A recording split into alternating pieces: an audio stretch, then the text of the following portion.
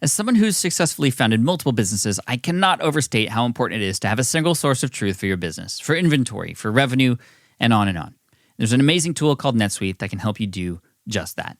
Visit netsuite.com/SPI to download their KPI checklist for free and support this podcast. If you do find yourself buried in manual work or struggling to have a clear picture of your business, you should know 3 numbers: 37,000, 25, and 1. 37,000, that's the number of businesses which have upgraded to NetSuite by Oracle. Number 25, well, NetSuite turns 25 years old this year. That's 25 years of helping businesses do more with less, close their books in days, not weeks, and drive down costs. And the number 1, because your business is one of a kind. So you get a customized solution for all of your KPIs in one efficient system with one source of truth. Manage risk, get reliable forecasts, and improve margins. Everything you need to grow all in one place. And right now, download NetSuite's popular KPI checklist designed to give you consistently excellent performance absolutely free at netsuite.com/SPI. That's netsuite.com/SPI to get your own KPI checklist. netsuite.com/SPI. There was once a time when building a website was a massive undertaking and a huge pain, something that you would need to clear your entire schedule for. Well, guess what? Those days are over, and now you can build a professional, sparkling website in just seconds, thanks to Hostinger. In fact, I recently did this, and I shared the process on my YouTube channel, and it was absolutely mind-blowing, especially considering it took like days on end previously when I first started building websites. This tool is amazing, and I was using AI to do it. So Hostinger is a top, highly rated global web hosting and website creation brand, right? And all you have to do to build a website is answer 3 questions. Here it is. Enter your brand name, you select the website type, you describe your business, and then you can customize it further with a drag and drop editor. It's literally that simple. I just went through this process. I promise you, it is the easiest way to build a website. And it also offers some AI-driven SEO-friendly copy, an AI logo maker. Plus, they make all this super affordable. It's less than $3 a month, including a free domain name. So create a live website now at hostinger.com/SPI. And listeners of this podcast can enter SPI for 10% off your order and a free domain name. hostinger.com/SPI and use the code SPI for 10% off and a free domain name. It's incredible. Now back to the show. This is the Smart Passive Income Podcast with Pat Flynn, session number 229. Let's do it! Welcome to the Smart Passive Income Podcast, where it's all about working hard now so you can sit back and reap the benefits later. And now your host. He slept with a stuffed Smurf until he was 10 years old. Pat Flynn. Job searches can feel like they're taking forever, a real slog. So stop searching and just match with Indeed. So ditch the busy work, use Indeed for scheduling, screening, messaging, so you can connect with candidates faster. Leveraging over 140 million qualifications and preferences every day, Indeed's matching engine is constantly learning from your preferences, so the more you use Indeed, the better it gets. If you want to hire fast, you need to go where the talent is. You can get unparalleled access to job seekers with over 350 million unique visitors globally, according to Indeed data, and an extended reach through Glassdoor. I love how adaptable Indeed is as well, whether you're hiring one person or you need lots for a scalable project, like hiring platform that lets you schedule and interview hundreds of candidates in one day. Like there's no other one that you would want to use. So join more than 3.5 million businesses worldwide that use Indeed to hire great talent fast. And listeners of this show get a $75 sponsored job credit to get your jobs more visibility at Indeed.com/SmartPassive. Just go to Indeed.com/SmartPassive right now and support our show by saying you heard about Indeed on this podcast. Indeed.com/SmartPassive. Terms and conditions apply. Need to hire? You need Indeed. We entrepreneurs are at our desks a lot, so having solid equipment is super important. And a sit-stand desk can make a huge difference, as many folks on our team will attest to. If you haven't tried one yet, this offer from Uplift is for you. Plus, you can support the show at the same time. Visit upliftdesk.com/SPI for 5% off your order. Over 1 million customers have chosen Uplift Desk. Innovative product designs, reasonable pricing, same-day shipping, free accessories with every desk. You can see why they're such a big hit. And did I mention the industry-leading 15-year warranty? And that covers the complete desk, by the way, not just the top or some fine print like that.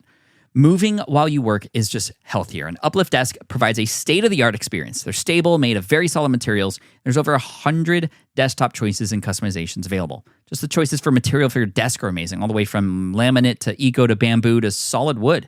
If you want to build the workstation of your dreams, I highly recommend checking them out. Go to upliftdesk.com/SPI for 5% off your order. That's UPLIFT desk.com/SPI to get 5% off your entire order. What's up, everybody? Thank you so much for joining me today in session 229 of the Smart Passive Income Podcast. Really excited to share an amazing guest with you today, somebody who blew my mind and the minds of many other people who watched her video asking to come on the show and provide value for you today. So before I share that audio clip, and of course the video clip is available at the show notes at smartpassiveincome.com/session 229. Before that, I just want to say I get about a dozen people every single day who request to come on this show.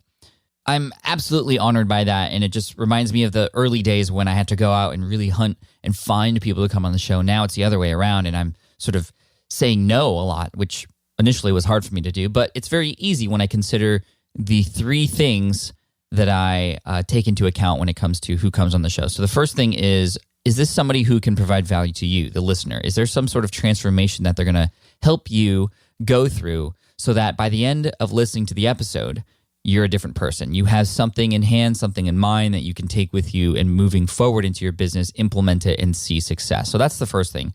The second thing is, well, oftentimes it starts with the relationship that I have with this person already or through a friend. With this guest, that did not happen, actually. I didn't know Jess beforehand.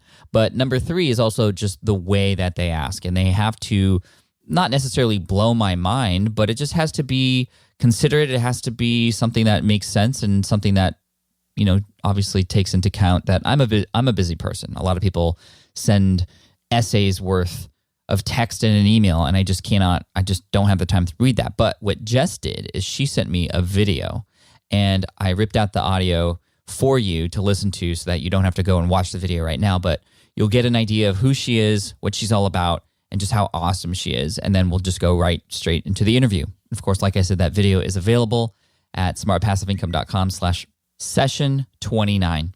So without further ado, I'd love to introduce you to Jess Catorc. Here she is. Hi Pat, I'm Jess. I know you must get a lot of emails, so I figured this short video might be a nice way to introduce myself. And hey, maybe a bit more interesting. A while ago, I had let you know how much I loved SPI. In fact, I've been listening to it since I started my business. I grew up in a small northern town in Canada, and from a young age, I always knew I wanted to run my own business. Just like you, I am an only child, and I was always encouraged to follow my dreams. So I did. At 12 years old, I discovered my passion for computers, and without even realizing it, I was soon teaching myself HTML coding and building websites. Side note, yes, that is a backwards visor. It was a thing. Fast forward many years, and I now run a business where I can work from anywhere and support my family by being with them when I need to. That business? You guessed it.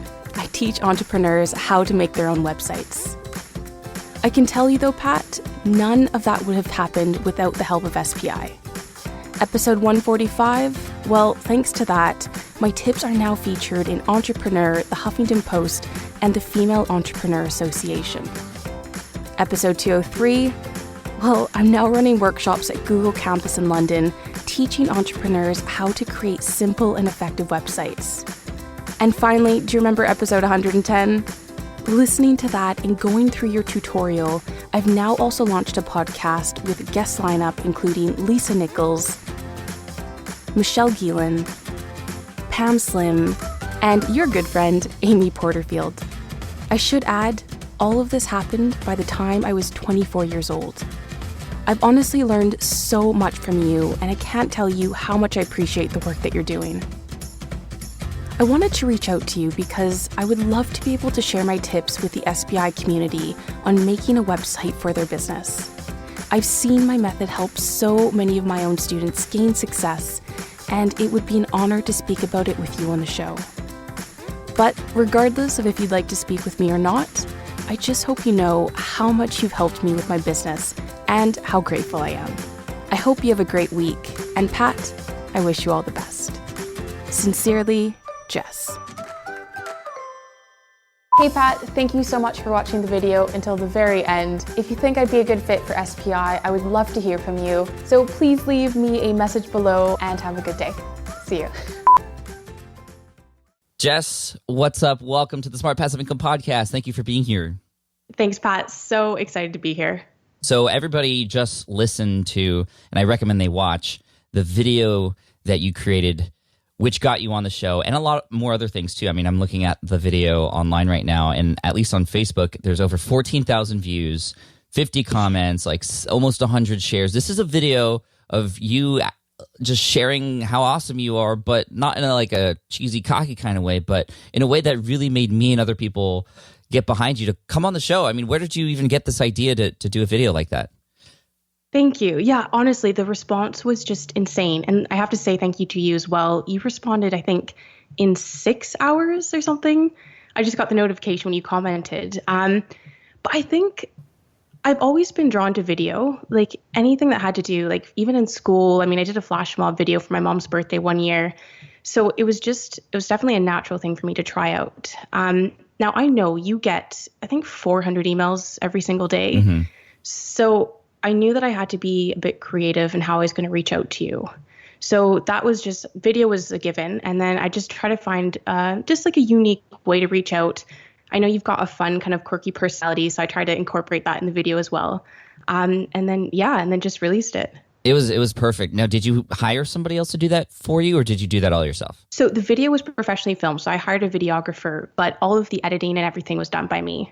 Okay, but you didn't hire this videographer specifically for this purpose, or did you? Well, it was a bit of both. So that video was actually done when I was doing my workshop at Google Campus. Mm-hmm. And then I said to him ahead of time, I was like, look, I want you to come to record it, but there's kind of a random thing that I want to do at the end of it. He's like, okay. I was like, do you know Smart Passive Income? He's like, yeah. I was like, okay, well, this is going to be crazy, but I want to do a video pitch and send it to him. So I had everything scripted. I had all of the different scenes that I wanted to do. So it was kind of combined in both, if that makes sense. Mm-hmm. Mm-hmm. Yeah, that's awesome. It's just really fun. it was like the coolest thing I'd ever seen. And just thank you so much for taking the time to do that. Happy to have you on the show. And it's going to be interesting to see how people who want to be on the show later end up pitching me, because if they just send an email and be like, hey, you know what?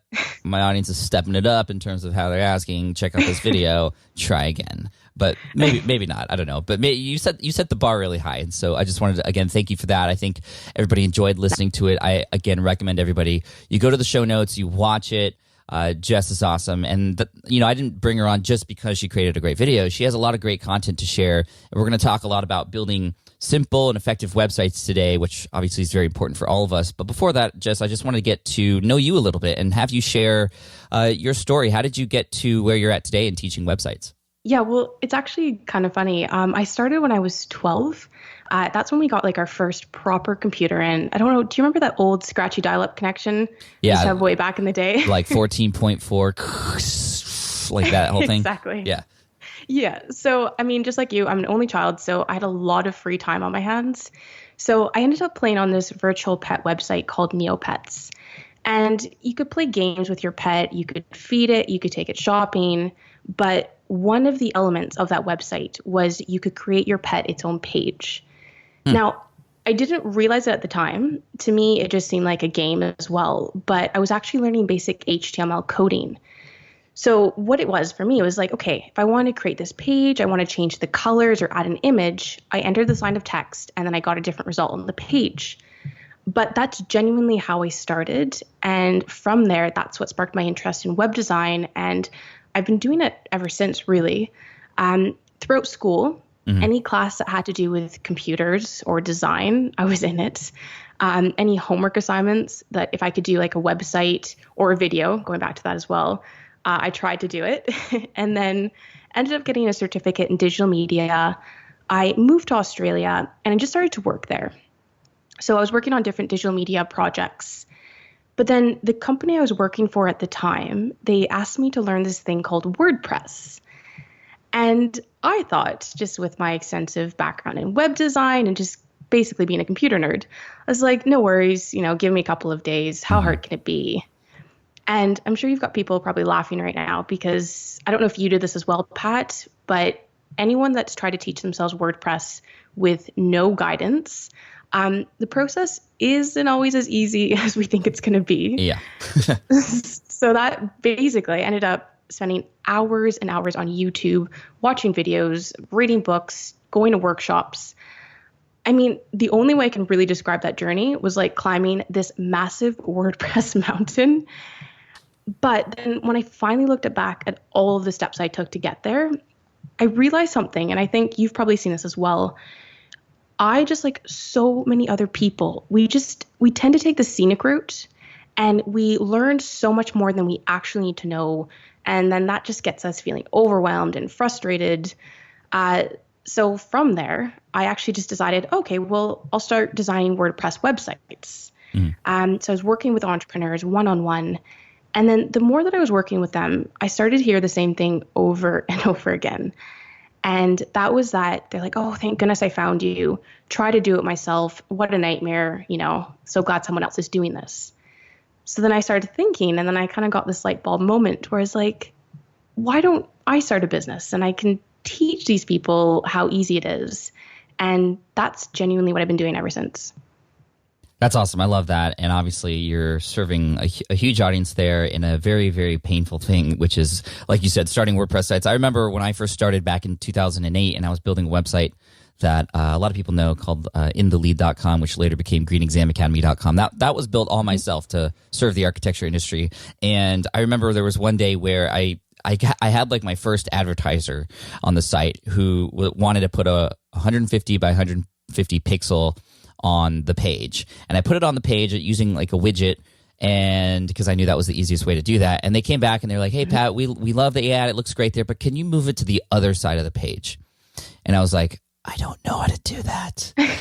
And so I, like you, I was like on YouTube trying to become a JavaScript, CSS expert, and I got super frustrated. Long story short, my wife finally saw how frustrated I was, and she just called a friend and was like, hey, Mel, I think, can do that for you. Do you mind if? And I was just like, fine, I'll give him access to the site and he'll figure it out.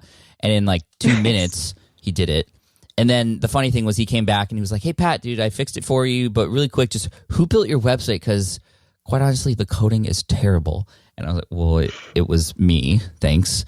But that was kind of my first time knowing that, this wasn't easy, and I then looked for other help out there. So it's great that there's help like yourself out there, Jess. And let's talk about you creating your business. So what was that like in terms of your mindset shift from, okay, well, I'm just kind of in here doing websites for myself, and that now I'm going to serve other people and do it. How did you actually build your business from there?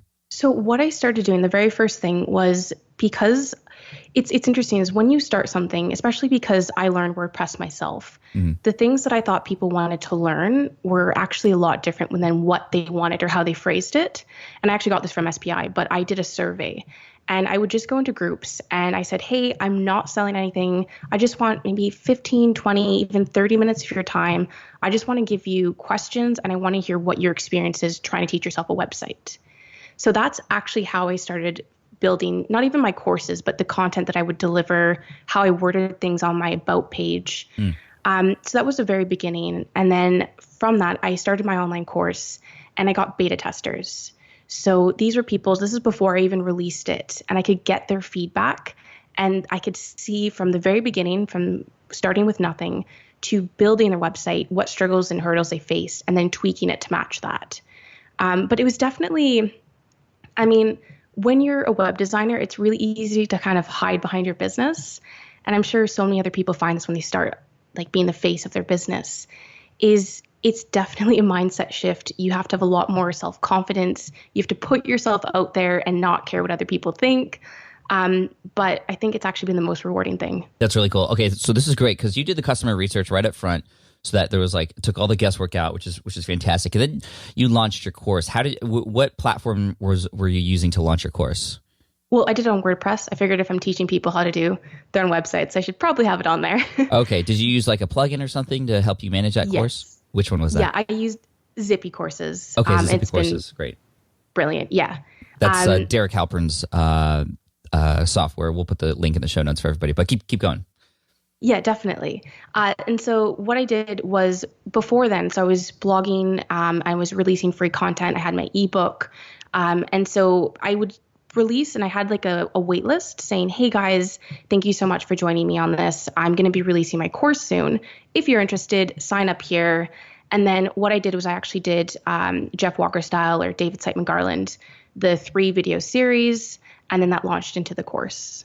Very nice. Okay, so that's great. And when it comes to the launch of your course and the beta group and all that stuff, like how many spots did you have available when you launched to the beta group? So originally I was just going to do 10 people, but the response was quite big when I said, hey, I'm looking for, beta testers. So I ended up going to around 20, and I actually would recommend, I don't know if I would do more, just because like what I did first is I asked people to send me just a list of questions or answers to my questions. And it was really important that I found people that were genuinely just starting out, but also had the time and the commitment to go through the course and give feedback.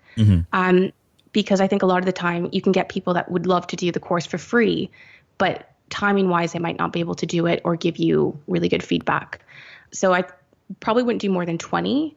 And then I had like a survey at the end, anonymous, so they could be very honest about what they wanted to say. And then I tweaked it from there. What were some of the things that you read in the survey that were pretty massive that you learned? I mean, it's funny. It was actually little things like audio. So for my video, having like the audio levels the same in the tutorial and the screencast than because I have like a professionally filmed intro video for each or each module. Little things like that. Like, 'cause I was so focused on the content. And then other things, and I think this can apply to any course, is the length of your videos. So rather than having a really long video, especially if you're doing like a screencast and having all of this amazing content in it, breaking it up into bite-sized chunks, that was probably one of the biggest things, is people were like, I love what you're doing, but I want to be able to jump in, watch this video, do this one thing, get one result, go get my coffee, go do something else, come back and do the next thing. So I think those were the biggest ones. And define bite-sized for us. Like, how long is a video? I mean, it really depends on what it is you're teaching. For me, bite size could be from 4 minutes to up to 10, 15 minutes. But I would say even 10 to 15 can be pushing it, especially if people are following steps back and forth. So it depends on what it is that you're doing. But between that time frame was the best. Awesome. And can you define what it is that you're teaching in your course? I mean, because, you hear web designer, somebody who's great at it. And I think initially a lot of people were thinking, well, Jess is creating an agency and she's just getting people who want websites and she's building their websites for them. But it sounds like it's something different. Can you share with us what it is you're teaching in your course, actually? Definitely. So basically the focus and the goal of the course is for entrepreneurs that are completely starting out and they have no desire to become a web designer. So that's not what I'm teaching. All it is just the basic fundamental steps that they need to take. And this is from the survey, is that people were saying that they wanted to do it themselves, but they were so worried about it looking like a DIY website. So that's what I incorporated in it. So I was like, okay, so I can show you the steps on the technical side, but then I can also show you like the branding and the things that I do for my own websites, how you can apply that and then you can make it look professional. So it's really just how to present yourself online, how to create consistency with your graphics, your designs, and then basic things like even how to protect your website or creating manual backup systems in place. Things that you don't need to know to become a web designer, but as an entrepreneur, especially if you're on a tight budget, they're things that are going to help you to be able to launch online. Awesome. And we'll get right into those things. But before that, I know you listened to the Smart Passive Income podcast. You had mentioned this in your video, of course, and you had mentioned a few episodes that were really helpful to you. You had mentioned episode 145, which was the one with Kamanzi. Can you talk about how you were able to take that information and how it was useful for you? Definitely. I mean, those are just like a couple episodes. There are obviously a lot more. So the biggest thing, so for those ones, the first one was when I was trying to pitch myself online to get to not online magazines, but larger websites. That was my first focus because there's a lot of people who have a lot of knowledge and probably are doing the same thing as me. So I was like, well, how do I get my message out there and gain some sort of credibility? So the first thing was getting really specific on the website that I wanted to approach, reading through all of the articles that they were publishing and understanding the style, the format, the types of things that they published. And every single website is different. So, you can have someone that says, okay, this is how you get published on all of the major platforms. But as an example, so with Huffington Post, when I submitted my first initial pitch, it was actually rejected because it was, and this was before I listened to the episode, it was very technical and it was very specific and all these different tips. And then I started to read through all of the things that they were actually publishing. And it was a much more from an emotional side, or the journey that you're taking to get somewhere. So I submitted another article, completely different approach. Within a couple of hours, I got the email back from Ariana and she said, great, let's publish it. But then Entrepreneur, as an example, they're technical. They want tips. They want, 5 ways to launch your website. So it's really just understanding what you're trying to approach, who you're trying to approach, and tailoring it specifically to them. So that was the biggest thing for writing articles. Second one was for the workshop at Google Campus. Honestly, the biggest thing with that, I've also got other speaking engagements like in Colorado coming up now. Nice. And it was just, it's really exciting. And it's just getting really, being confident isn't the right word, but it was just being able to communicate your message in an authentic way, not worrying necessarily on what other people are thinking, but how you can give value. That was a big thing. And then last one, your interview with Tim Ferriss, and also and highly recommend anyone that wants to start their podcast to do your podcast tutorial. I wish you could see my hard drive because all of my folders are like formatted the way that you say. Awesome. So that was the biggest thing, was like just getting started and then reaching out to, I'm not going to say like influential people, but people that are well known that have their own following and that they can give a lot of value to your show as well. Beautiful. Awesome. So you have a podcast too. Yes. What's the name of the podcast? Making the Entrepreneur. Making the Entrepreneur. So that's not necessarily on the website, but it was just interviewing female entrepreneurs, getting tips, and just it's much more broad than just on like the DIY website side. Awesome. Well, thank you for sharing all that and for talking up the SPI podcast. I know a lot of other people who have taken action, and I just wanted to make sure that people know that when you take action, you get results on this stuff. So hopefully you'll be taking action on a lot of what we're about to say in regards to actually building your website, making it effective, branding, and all that sort of stuff. So I want to start with, what are some of the biggest mistakes that people are making out there when they're crafting their websites and they're trying to share a message and present themselves in a great way to build authority? What are some of the biggest mistakes that people are making, and how can we overcome them? So the first thing is wanting to share so much on their homepage. This is to the point where I've actually created like a free video on how to actually work out your homepage, because especially when you're starting out, you want to seem professional. You want to share with everyone all of your knowledge and everything that you've done so people take you seriously and they're going to want to learn more about what it is that you're doing. But I found that this actually has the reverse effect. And I'm sure we've all come across a website where you go to it and you're just like, I have no idea what I'm supposed to do, if this is even for me. They scroll through and you get a higher bounce rate because people just don't know what the purpose is of your site. Mm-hmm. And I know that when you launched your new website design, you actually analyzed what people were doing on your homepage to see what it is that they were struggling with and how you could improve that. So the first thing I would say, even if you're just starting out or you have a website now, is if you have like an image banner, have a short sentence showing people what it is that you do and how you can help them. So an example, on my website, I have Websites Made Easy. It's very short. It's not a long paragraph, but if people come to your site, they instantly know either they're on the right site, they're going to be interested, or if not, you filter them out and they go on their way. The next thing is, if you're blogging and you want to have, your latest articles featured on your homepage, I think that's brilliant, but it should be like an either or. So either your homepage is focused just on your blog or your podcast, or you have a list of the services or the things that you offer, rather than trying to blend everything all into one. And that can just leave the page feeling a bit overwhelmed. And then the third thing, there's more tips, but the third thing would be, think of some testimonials or some way that you can have social proof. If you've been published in larger websites or places that are specific to your target audience, so they would see it and they would know what that place is, find a way to incorporate that on your site. I know Lewis Howes does a great way of doing this with his logos of where he's been featured. Even if you have testimonials of people that have worked with you, just find a way that when someone's on your site or on your homepage, they're like, oh, this person knows what they're talking about. And then they're going to want to learn more.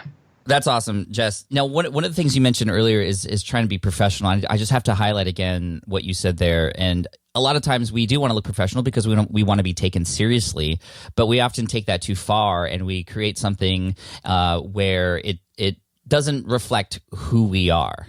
And I think that was one of the big things with my latest redesign was, I felt like what was on my homepage, and if you go back into my archives of my history of themes, you'll see that it's just more personality has been inserted into my website so that people understand who I am right away.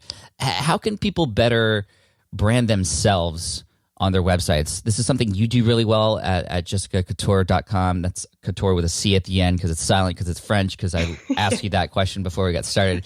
But you can see, obviously, on your website, it's very clear what it is that you do, and I am just immediately drawn to your personality. I can kind of tell what kind of person you're immediately. How can we better do that on our websites online? Definitely. Well, first of all, thanks very much. This actually goes back because I actually share this with people in my course. I'm like, I show an older version of my website because it was not like that at all. And this is actually what comes into play with branding. The first thing that I would say to do is, so this is going to sound really cheesy, but it just resonates with me. What I do is I start with a piece of paper and I draw a heart in the middle of the page. And you want to think of that as literally the heart of your business. Then take some time to just draw around that. Certain things that make you you. Not necessarily from a business, so like your unique selling point or the things that you offer, but things like colors that you like, brands that you resonate with, hobbies that you have. So for you could put like singing or things like that, and just get really specific. And then what I say the next thing is you want to create a mood board. So a mood board is really just like a visual representation of the feeling that you want to evoke with your brand or your website. And what it is you can use things like Pinterest or Google Images and just find images that really resonate with you and reflect those core values that you wrote down. And it might not seem to make sense right away, but when you do this step, and this is what I did, so with my new redesign, so what you're seeing now, I had this idea of what I thought my brand and my website should look like. And then when I actually did this for myself and I started to see a common ground of all the things that I was collecting, you get much more clear on the brand and the tone that you want to use.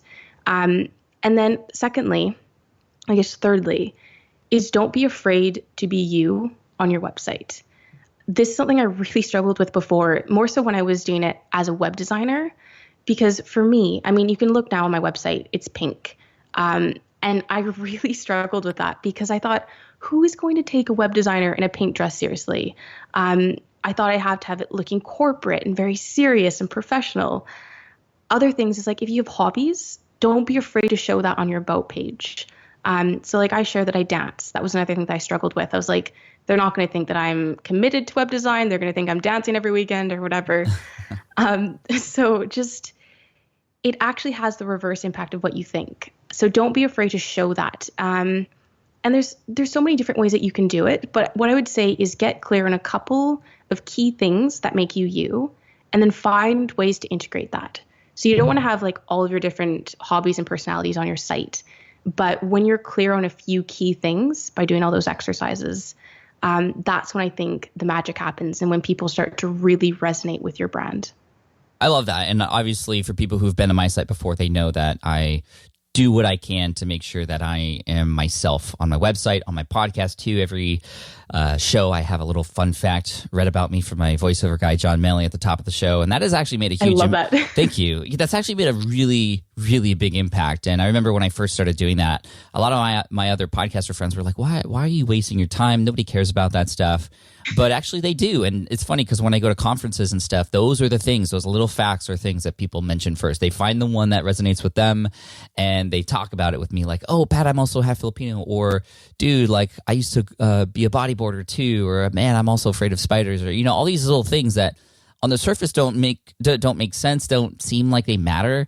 But in the world of online business, the fact that it's online, the more human you are, the more likely you are to make one of those real connections, more likely you are to build raving fans. Now, when it comes to the technical aspect of building a website, which I know is a struggle for a lot of people, what are your recommendations there? I think a lot of people, especially those who are going to start a website soon, they're a little bit intimidated. They might be procrastinating because of that. Do you recommend like a specific host, and do you recommend getting a theme after that, or making your own website yourself and HTML? How do you teach going about that? Yeah, so the first thing, and I think it's actually a question that people have, is most people are wondering, okay, what platform do I use to even build my website? Because there's things like Wix, Weebly, Squarespace, WordPress.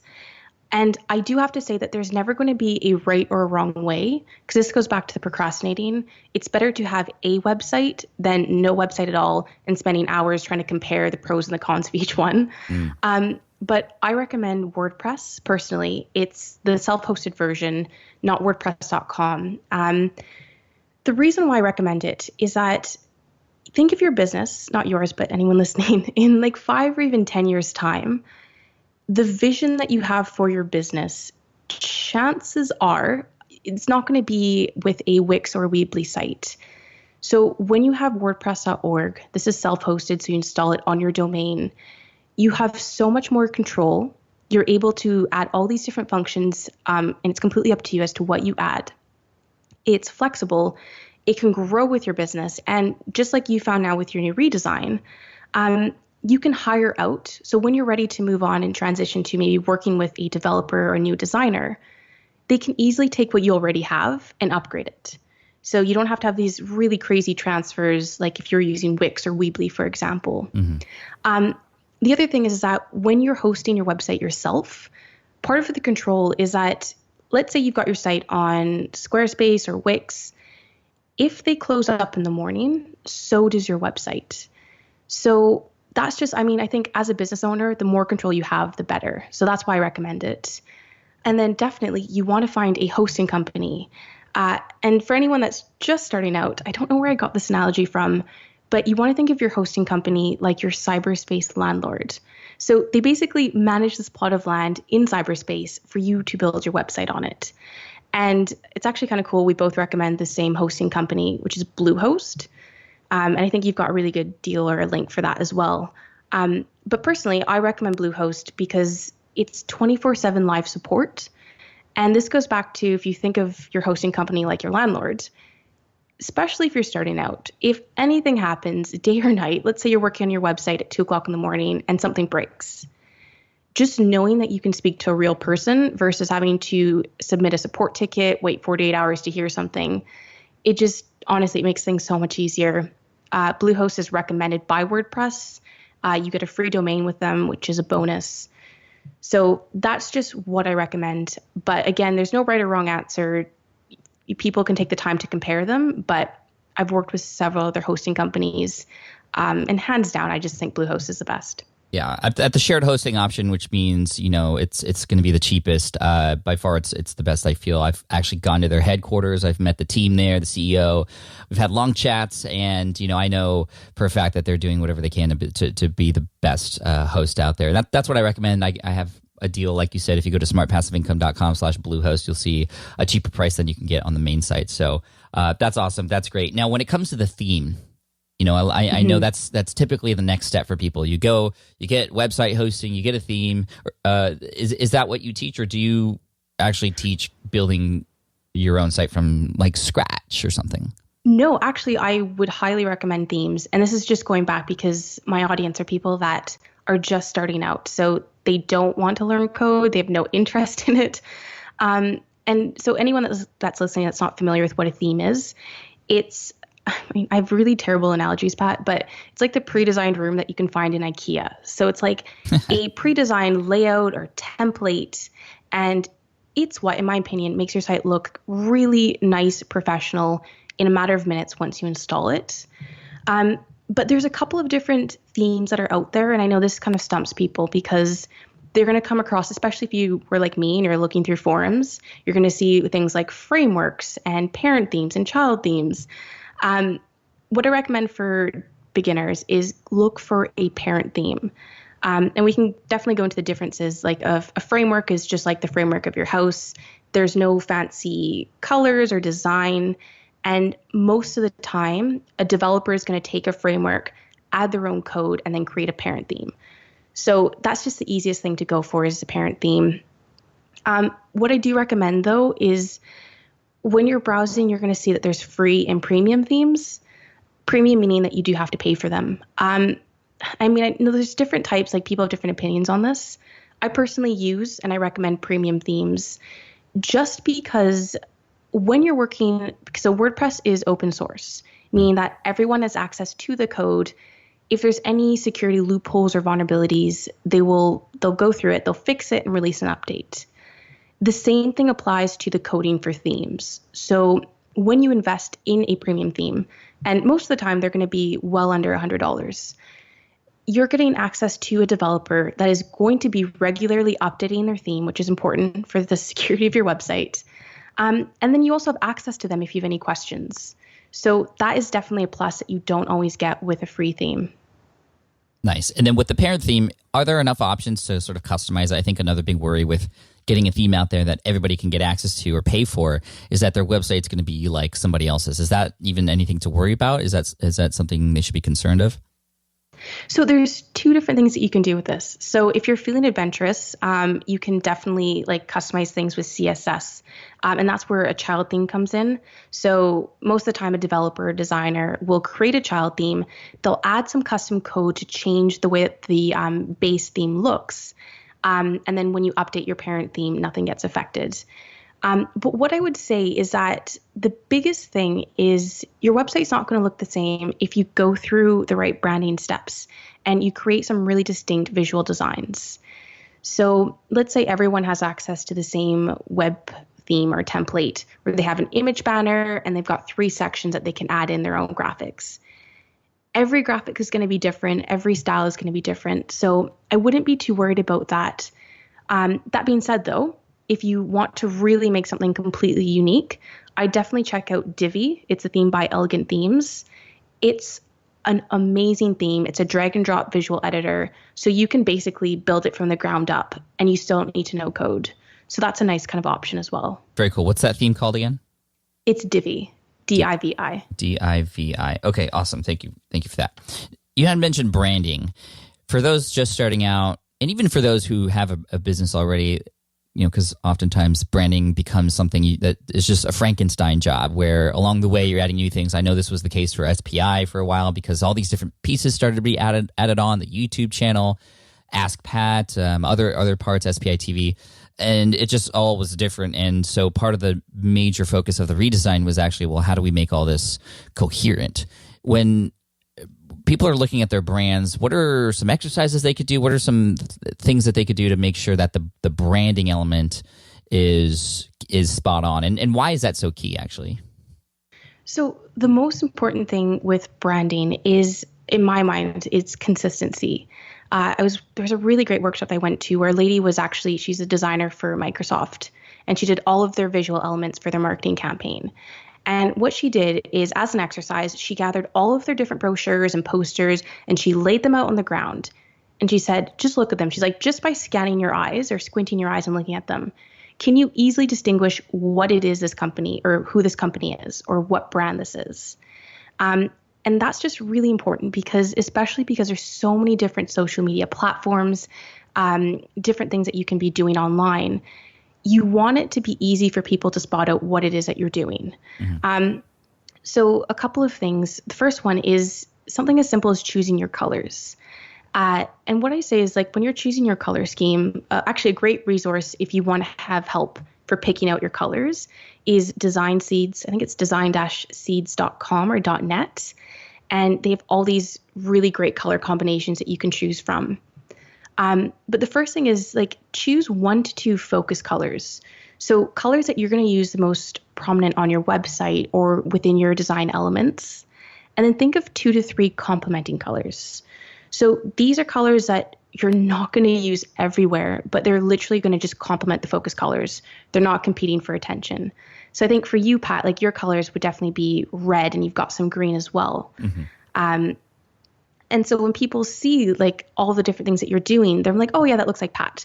Or even simple things like your, I think you'd said once one of your episodes, the "Hi, my name is Pat" sticker, and you had it on your backpack or something, and someone came up to you and they're like, oh yeah, I've been listening to your podcast.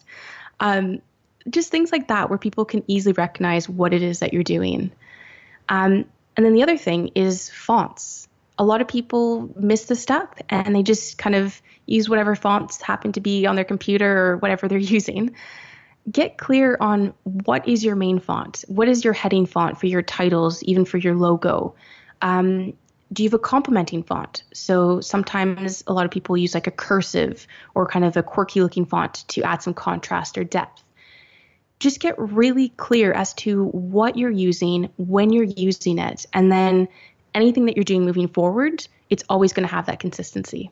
Right. It's always much easier. I know that when I speak, for example, I use a lot of the same fonts on my slides. It just becomes overall something that's even just easier to do once you define what those things are. And like I said, most people go in without defining those things. So I'm glad you talked about that. And then finally, what I wanted to talk about, which is something that isn't talked about very often, but it seems like it's something you cover in your course, and I wanted to touch on this, and that is website security, backups. Like, just, it's our business online. We want to keep it safe and you know, not let anybody else in. What are some steps that we could all take to make sure that we have a secure website? Yeah, definitely. Okay, well, first I'll have to share a story just to put things in perspective. Yeah. So this is probably within the first year, I'd say 6 months of when I was running my business. And I was recording the one of the modules for my course, and that was on how to install WordPress. And granted, it was like 2:00 in the morning. It was not exactly prime time. Jessica was a little bit tired. And without even realizing it, I installed WordPress on my main website. And basically, that meant that within a couple of seconds, I had wiped everything out and I had a fresh installed WordPress on that domain. And I really do not wish that feeling on anyone. But because I had backups, I was able to get my site up in a matter of minutes. So that really put things in perspective for me, because had I not had that, that would have been months of work, hours and hours of time that I put in that was just completely gone, and I wasn't guaranteed of getting it back. This is something that definitely a lot of people leave. They don't really consider it, and they kind of just take it for granted. But always have a backup. And I mean, this is even something like for your email list. Do people are you regularly backing up your email list? Just taking those extra precautions, should anything happen, you're always going to have something in place.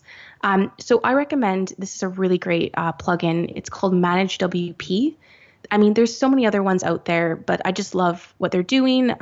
There's other features within that, like if you want to transfer your site from one domain to another. They also have, I think is incredible, within workdays, it's 1 hour response time, I think, for people for your support tickets. Wow. And so you can just create a regular automatic backup. When you're doing this, though, what I recommend is if you're doing a daily backup, which I think is a really good idea, have more than one. So have at least 3 backups saved. The reason is that let's say you go away on holidays or a trip and you have a backup, and then 2 days later you realize that your site is down or something happened to it. If you only have one backup in place, you're going to have the most up-to-date version, which is going to be that broken version of the site backed up. So that doesn't really help. So have 3 if you can. And then also, rather than backing up your site just like on your server, like with your hosting, have it saved to an external place like Dropbox, and then even potentially save it onto your hard drive. Just because a lot of people will save backups on their server, but then if your server, like your hosting account, gets hacked or your website gets hacked, it's really not very helpful having it there because you won't have access to it anyways. Right. So that's definitely something to consider. And then another thing, just for security, this goes back, we didn't really talk about this, but with Bluehost, you've got a one-click WordPress install, which I recommend for anyone that's starting out that wants to get WordPress installed easily. Now, what a lot of people will do is they'll go through this not really thinking, because a lot of other hosting companies offer one-click install. First thing is make sure you have the most up-to-date version of WordPress, but also your plugins and your themes as you go through and creating your website. And this is kind of like any security loopholes or vulnerabilities. if they're fixed and they have an update available, you want to ensure that you have that update there. The other thing is your username. This by default for a lot of one-click installs can be admin, your email, your first name. And what I would say is, because I actually use a plugin called Securi and they monitor all of my websites. I'm not sure if you're using them as well, Pat. Yep, they're great. Yeah. Now, I can't tell you how many times people have tried to hack into the back end of my site using my first name and my email. And this is like my personal email, not one that's publicly or easily available online. So I think if you can make your username difficult to guess, that's one extra hurdle that someone has to get into the back end. And then the other thing is having a strong password. So that's a given. Letters, numbers, uppercase, lowercase. And that as a whole is really important. Totally. I also have a plugin called Limit Login Attempts, which will track how many people try to log in to my WordPress backend. And it literally tracks hundreds of attempts a day, which is scary to think about. That like people are trying to access my website like that. So super important to have a unique, just interesting, hard to guess username and obviously password to go along with it. It's really important. Definitely. And I don't know if you've come across this, but there's also a really good plugin that I use is called Google Authenticator.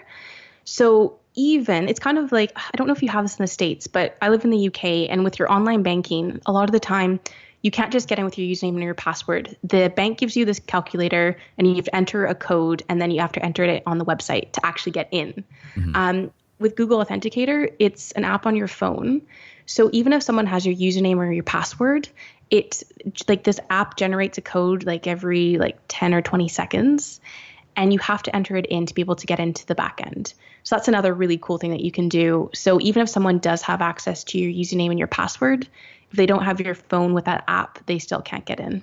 So can you connect that into the back end of your WordPress site, or how do you do that? Yeah, so you just look at, I can share with you the link, but it's called Google Authenticator. It's just a plugin that you add into your site.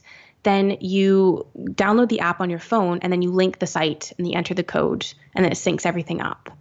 And it's just, honestly, it's just been such a great thing to have, because it's just, it just puts your mind at rest that even if for whatever reason someone finds your password or they override or they get it in 3 attempts, it doesn't matter, because they still can't access it unless they have that specific code that was generated at the specific time when they tried to log in. Right. Yeah, that's awesome. I guess it's like a 2-step verification sort of sequence, exactly. Which is what I do for all of my stuff as much as I can. So yes, it's a little bit of a hassle because there's an extra step, but imagine if somebody were to get access to those things, including like bank accounts, PayPal. I mean, I do 2-step across the board because it's just like you said, it just puts my mind at ease knowing that all the top secure things are there in place, so I can continue to run my business without worrying about somebody hacking into my stuff, which has happened before. I don't know if you remember this, Jess, but back in March of 2013, on a trip to San Francisco, actually, I brought Caleb, my videographer, and we were there to film some behind-the-scenes stuff for my book, Let Go. And it was while I was on that trip that my site got hacked, and everything was completely down. Not just that site, but all the sites that were on that server too. And it actually wasn't with Bluehost. It was with a server that I upgraded to from Bluehost after I outgrew it.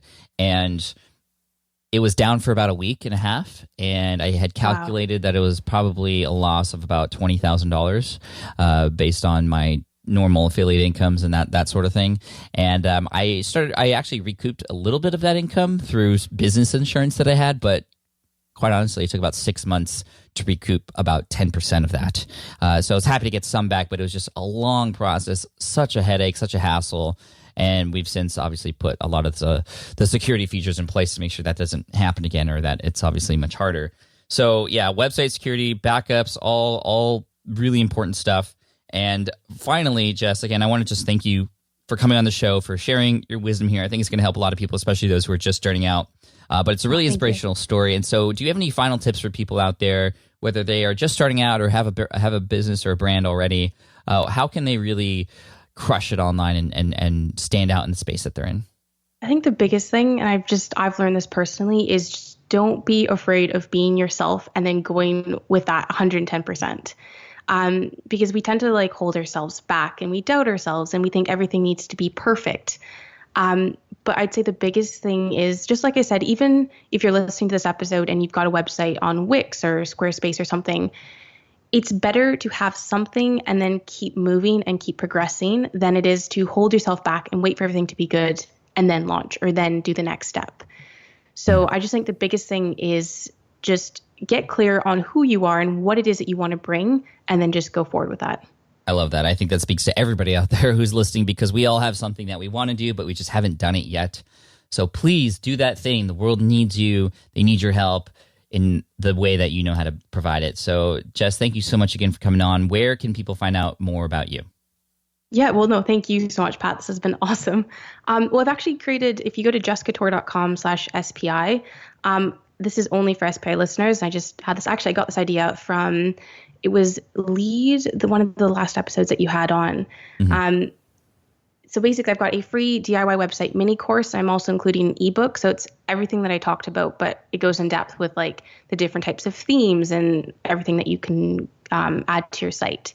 So it's jesscatorc.com/SPI. And how do you spell Jess Catorc? Yeah, it's Jess, Jess, and then Catorc, silent C. .com/SPI. Yeah, that's okay. right. Awesome. Thank you so much. We appreciate you and all the best. Thanks so much, Pat. Awesome. I hope you enjoyed that interview with Jess Catorc. Again, that's Jess, Catorc.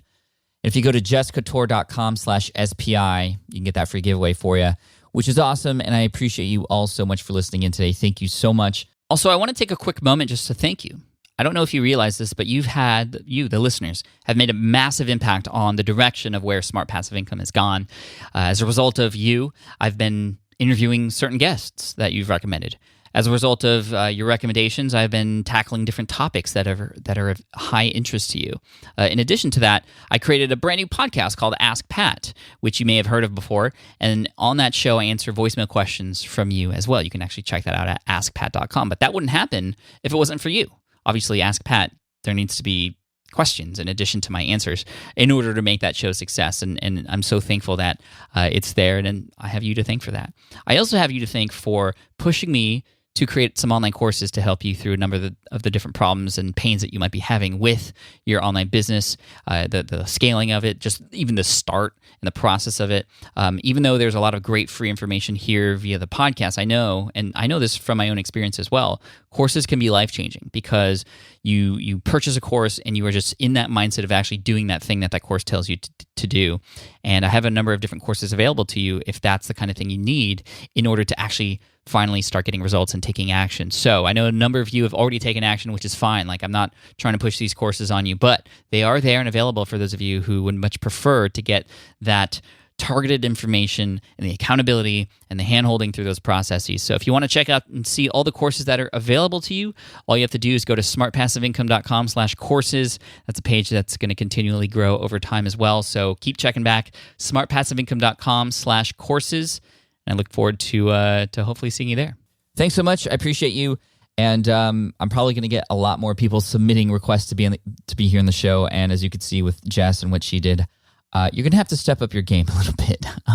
No, I'm just kidding. Well, maybe not. But you got to impress me. You got to share a valuable story that I know is going to help the audience. You got to understand that I want to transform the listeners. Like many of you have been transformed by listening to the show. You can do the same thing. And, I often say, hey, if you want to make your goal being on the show, make it your goal, because I am more than happy to feature success stories here. There's only so many slots available, but there's one for you in the future, perhaps. So wishing you all the best. Thank you so much, and I'll see you in the next episode. Bye. Thanks for listening to the Smart Passive Income Podcast at www.smartpassiveincome.com.